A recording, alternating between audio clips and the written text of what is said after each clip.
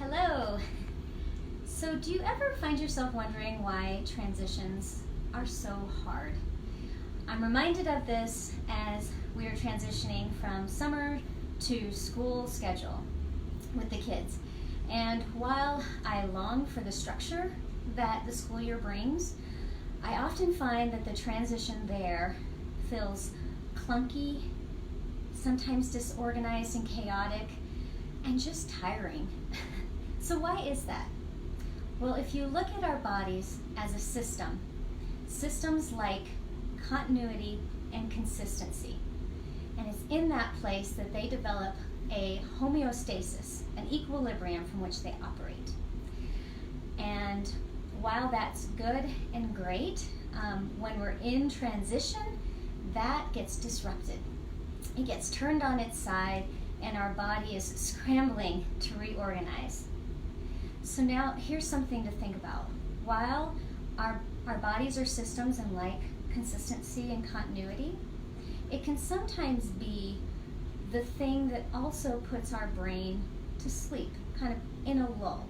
So while we respond well to structure, we also sometimes get into what we call autopilot. Have you ever been there where you're just kind of going through the motions and not really fully present or engaged?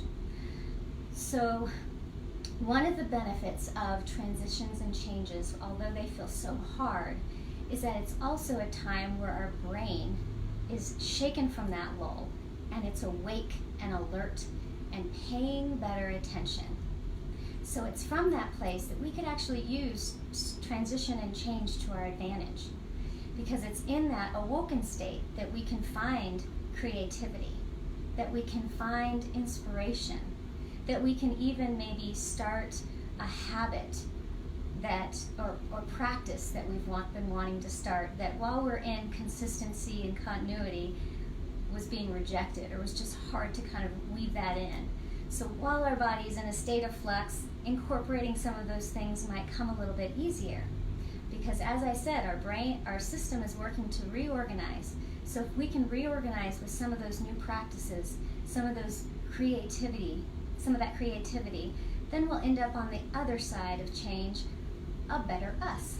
So next time you're in a state of change or transition, whether it be moving from season to season, or a new job, or even a breakup, think about, while it's difficult and hard, it also can be a place where there's great growth and inspiration and self-awareness.